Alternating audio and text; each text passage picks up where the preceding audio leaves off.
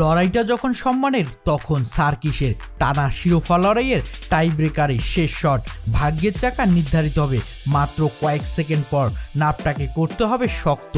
Ronald Sullivan চাপটাকে যেন উড়িয়ে দিলেন। অবিশ্বাস্য শট, নাম তার পানেনকা।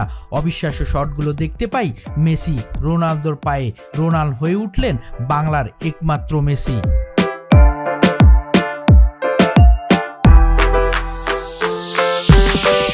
প্রথমবারের মতো ভারতকে হারালো লাল সবুজ বাহিনী। শ্রেষ্ঠত্ব ধরে রাখলো বাংলাদেশ, অক্ষত রাখলো সিংহাসনের আসন। শুক্রবার 3 এপ্রিল লড়াই করেছে দুদল। পুরো 90 মিনিট গোলশূন্য ড্র থাকলো ম্যাচ গড়ায় টাই ব্রেকারে।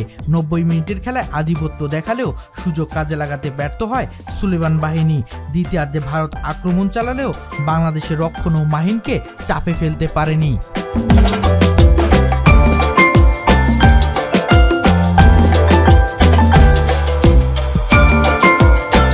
টাইব্রেকারে ভারতের ঋষি সিং এর প্রথম শট ডান দিকে ঝাঁপিয়ে পড়ে আটকান গোলরক্ষক মাহিন।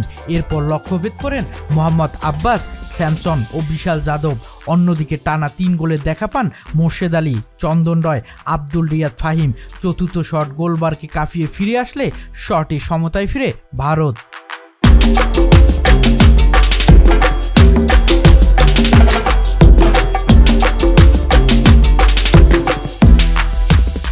প্রথম 4 শটে যখন সমতা, তখন ভারতের পঞ্চম শট নিতে আসা দোদুম মারলেন বাইরে। বাংলাদেশ তাকিয়ে রোনাল্ড সুলিভানের দিকে। ভুল করেননি সুলিভান, দেখিয়েছেন নিজের সেরা কারিশমা, নিয়েছেন অসাধারণ পানেনকা শট। তখনই বাঁধভাঙ্গা উল্লাসে পুরো বাংলাদেশ। মালদ্বীপের মালে স্টেডিয়াম থেকে বাংলাদেশ যেন আনন্দে আত্মহারা। টানা দ্বিতীয় শিরোপা নিজের ঘরে আনলো বাংলাদেশ ফুটবল বাহিনী। শরীফুল ইসলাম, ক্রিকনেক্স।